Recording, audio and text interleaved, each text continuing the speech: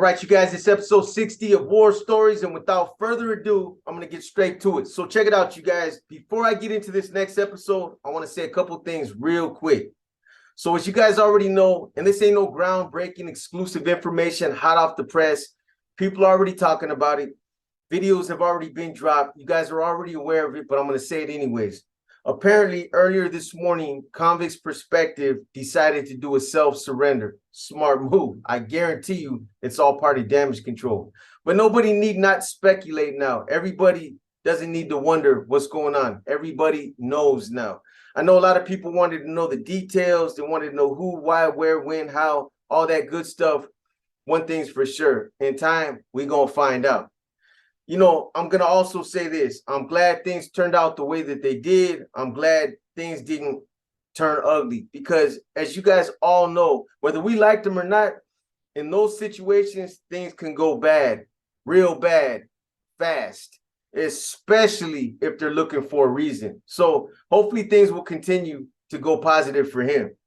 Anyways, I know a lot of you guys wanted me to give my opinion. A lot of you wanted me to speak on it. And yesterday, I thought about it all day. Last night, I almost went live and spoke on it. But, you know, I told myself, you know what?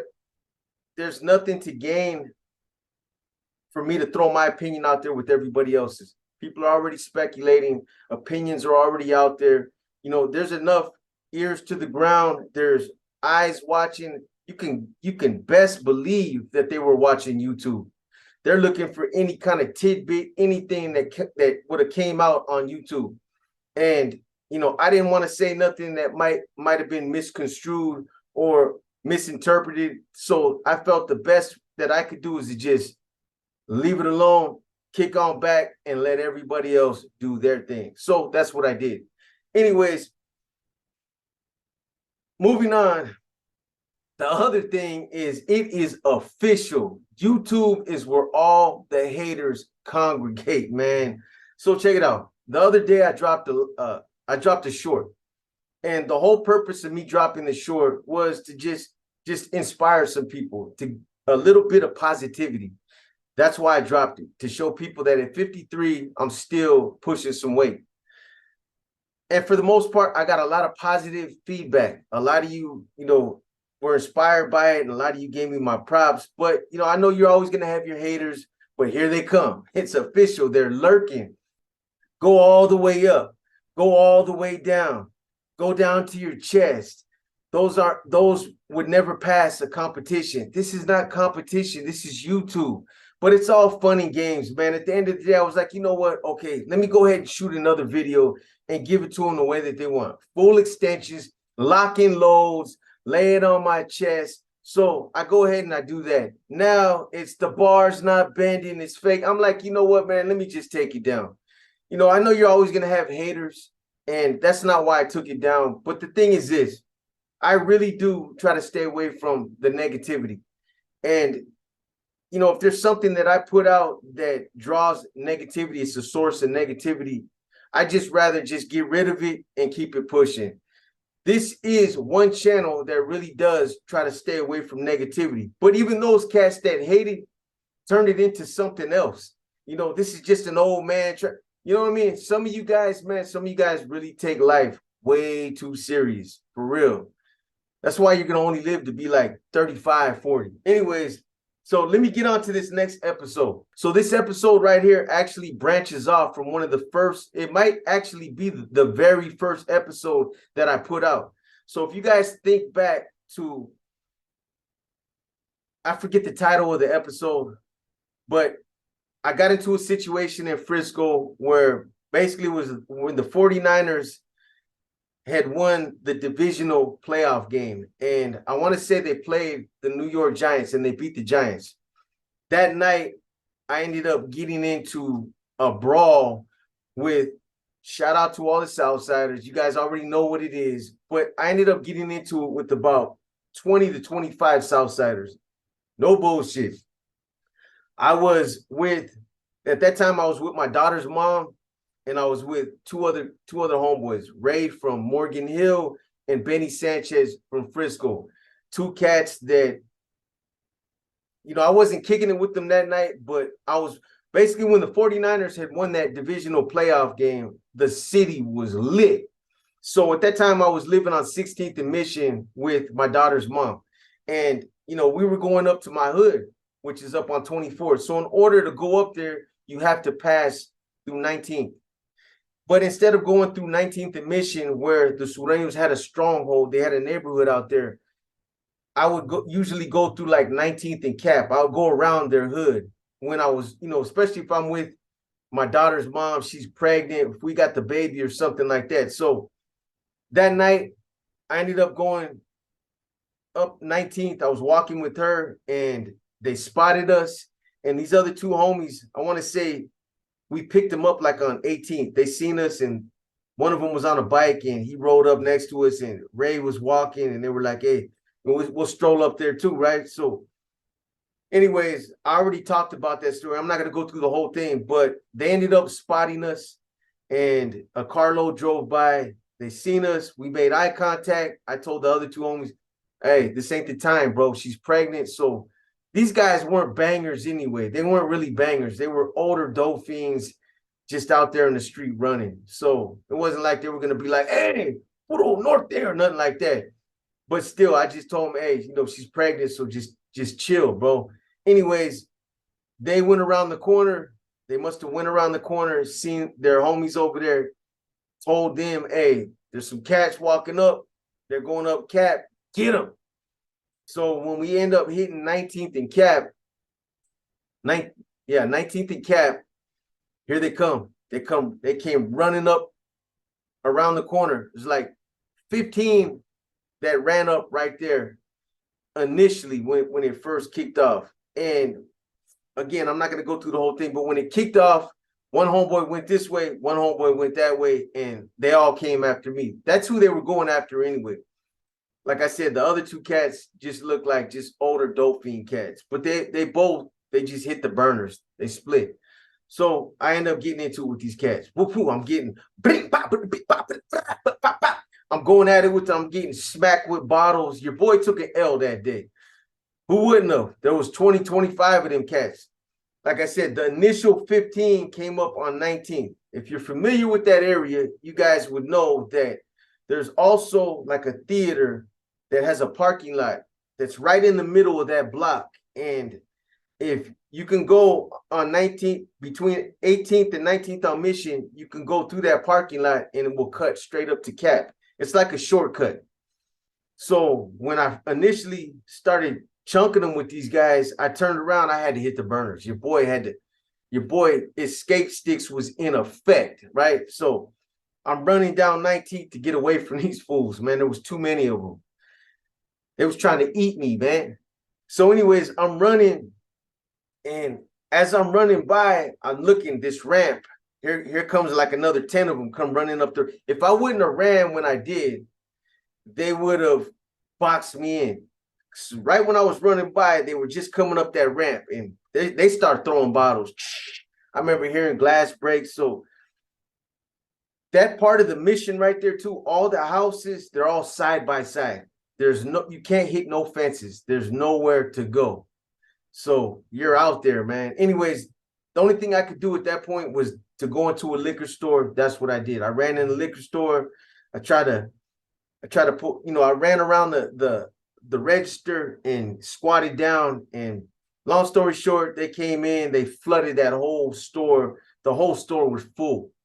They eventually they seen where I was hiding, and the fight was on. So after that situation, I got cracked in the head with one of them fat monkey wrench pipes. I was getting hit with everything that was on the shelves in that store, because as I'm fighting these cats that are trying to come around both sides of the register where I'm at, other cats were trying to come over the counter.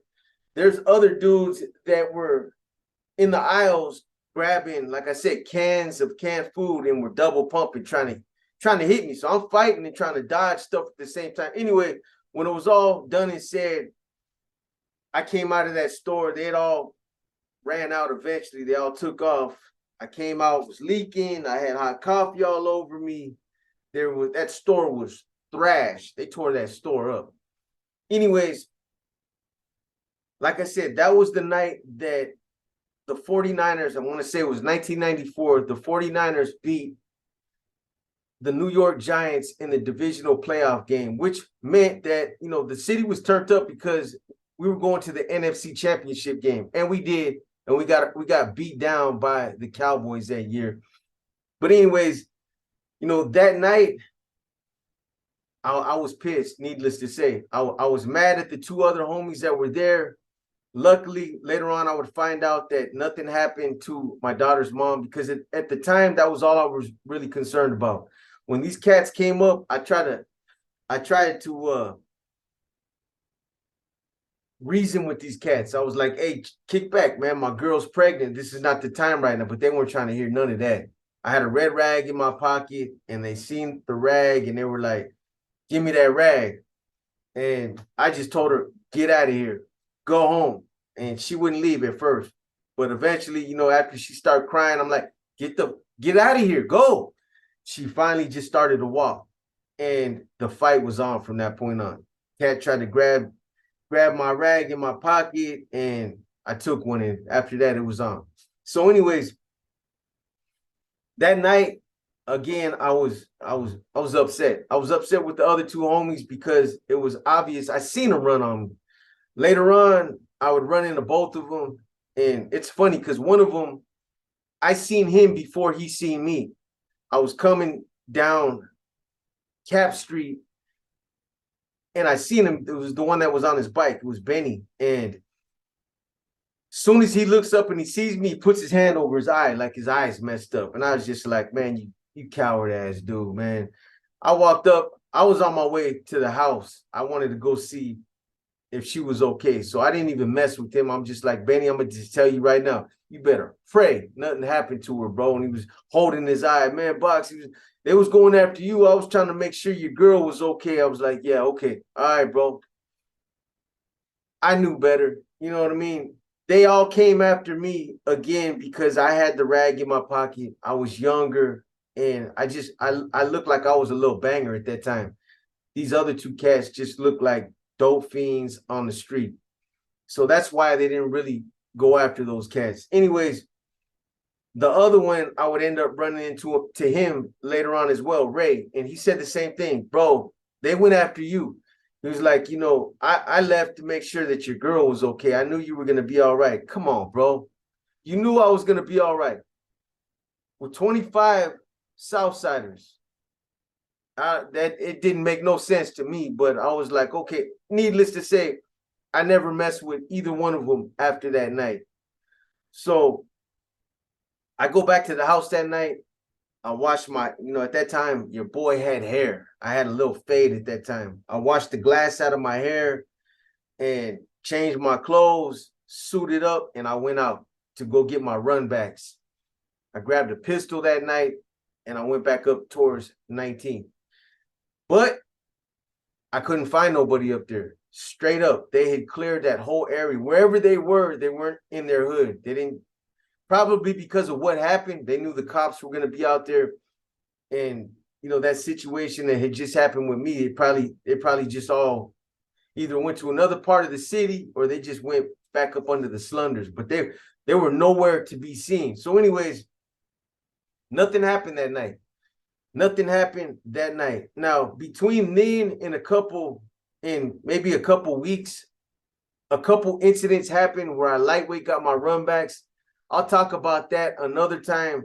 There were just situations that were just mano y mano, maybe some bars or maybe some bottles, some blades or so, but nothing like what would end up happening, what I'm going to tell you guys about right now. So that was a situation that I got into. Now, at that time, gang banging out there so in 94 in the city, that's when everything had pretty much peaked out as far as the war between the Norteños and the Sureños. In Frisco, it was peaking in 94. It was on and popping everywhere. You couldn't even ride a bus without, something happening. If you were flamed up and you got on the bus and you were going by 19th and they seen you, what they would do is, not all the buses, but a lot of them are ran off electricity. So they got these little they got like these little prongs that touch the cables. And if you run after the bus and jump up on the back bumper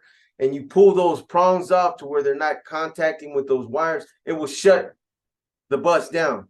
That's what they do. If they see you on the bus, they run after the bus, run up on the bus and give you the business. And some homies were getting killed out there. Homies were getting stabbed. It was happening on both sides. They were getting it as well, but the war was on. So there was a couple other incidents out there that had happened where two of my homies ended up getting killed. Like I told you guys before in the past, Capone from Oakland got killed out there. I had another homeboy, Sick Man. He ended up getting killed. And there was another homie that got whacked out there, went for the banana in the tailpipe. Cats were trying to get slick out there. What they were doing is they were flaming up. So you had a carload of sureños that would wear like red sweatshirts, and they pull up, and the homies would be like, "Hey, what's up, bro? You know, you think that they were the homies from Bryant Street or, you know, one of the other hoods, and you walk up to the car, and then they let you have it. They shoot you with the shotgun or whatever they had."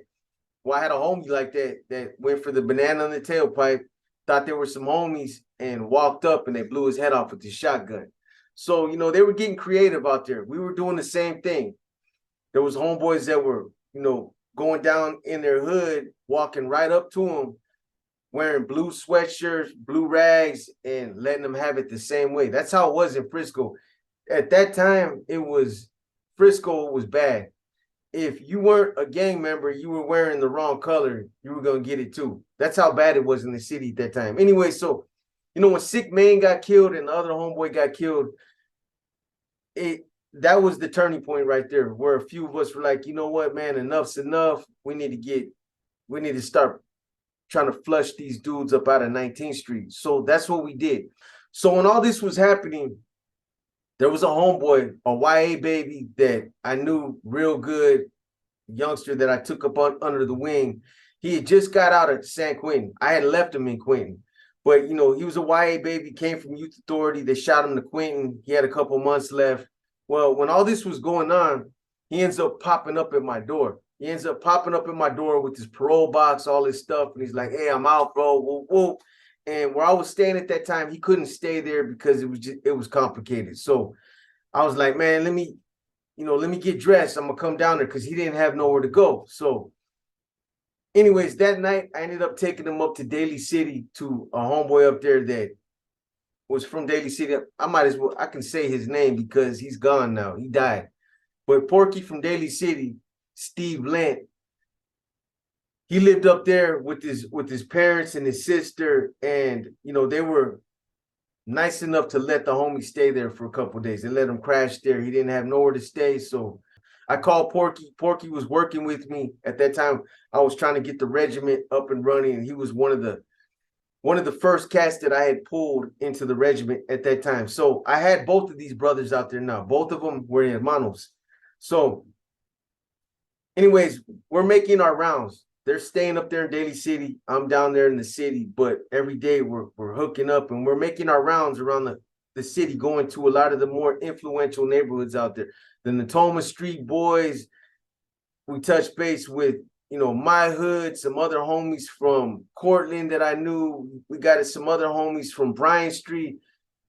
There's a lot of hoods out there that weren't out there when I was out there in the early 90s, late 80s. So a lot of these hoods, they were new hoods, but there was a lot of homeboys that were on the same page. They were like, yeah, man, let's push these cats up out the mission. Let's get them up out of here. So that was my whole purpose at that time, was to try to get all these homies together that were willing to go and start flushing them out. Now, we had done multiple, there were multiple instances where we went down there and, we got at these cats.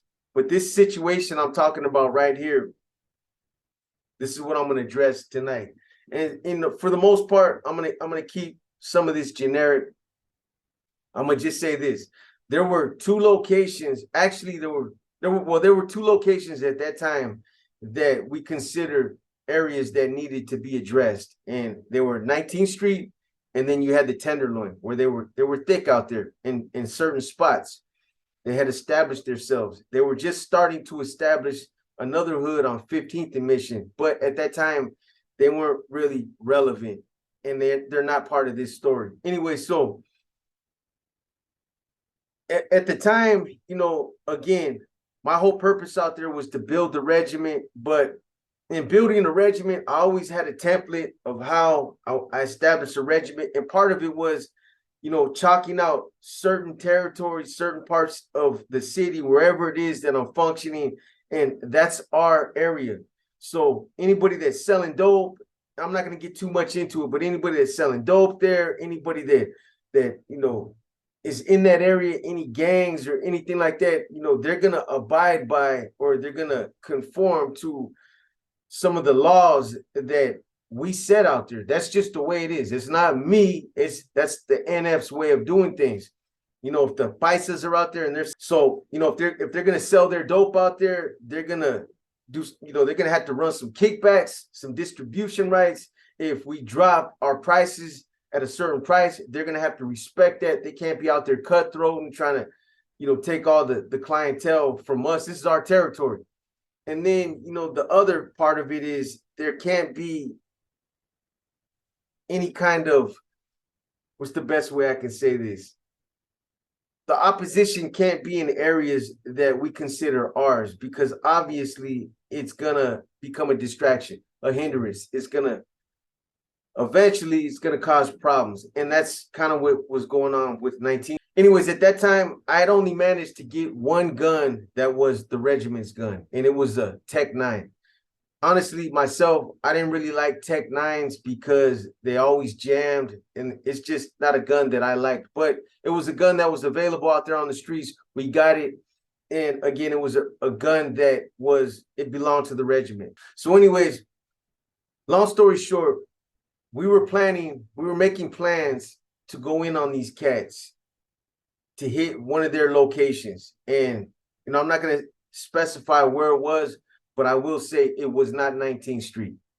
So that was the whole plan.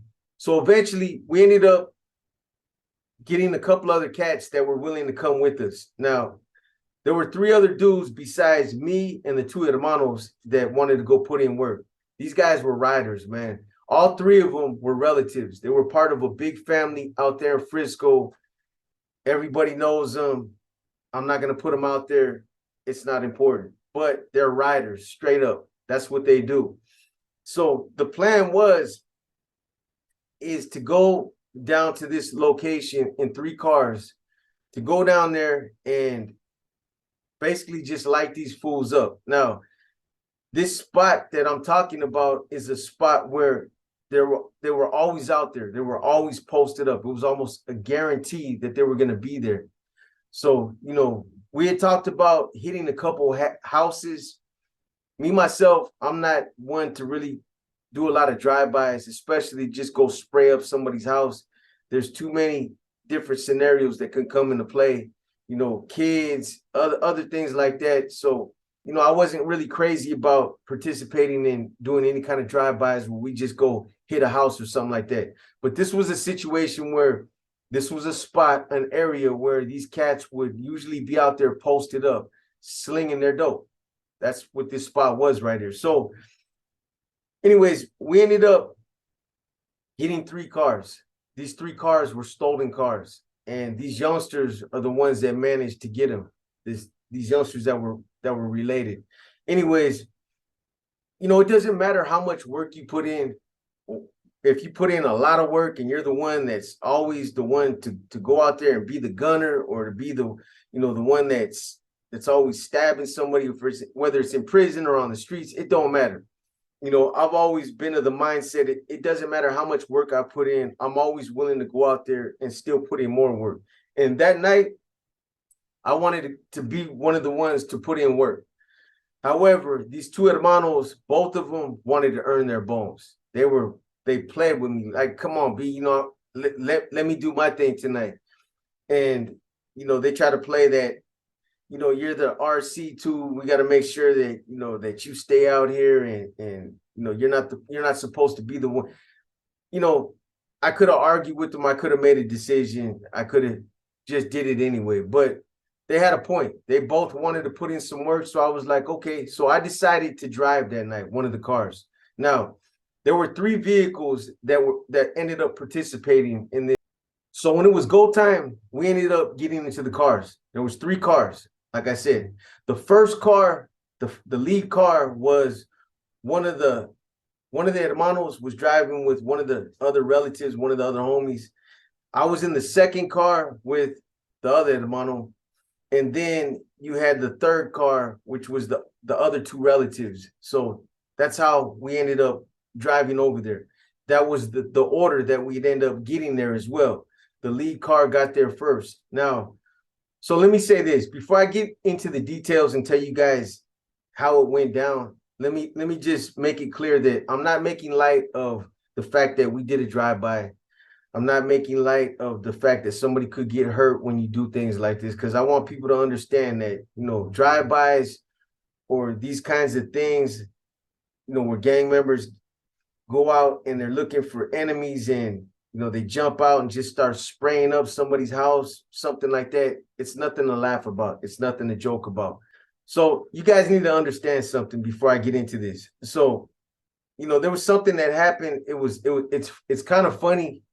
You know, you have to have been there to understand what I'm saying. And I want to make it clear. I'm not making light of the fact that, you know, that we did a drive-by or that, you know, of what we were doing, jumping in the car, going spraying up, you know, a spot out there where there's other people, where there's civilians, people could get hurt. People get hurt. People catch stray bullets when you do stuff like that. So I'm not making light of that.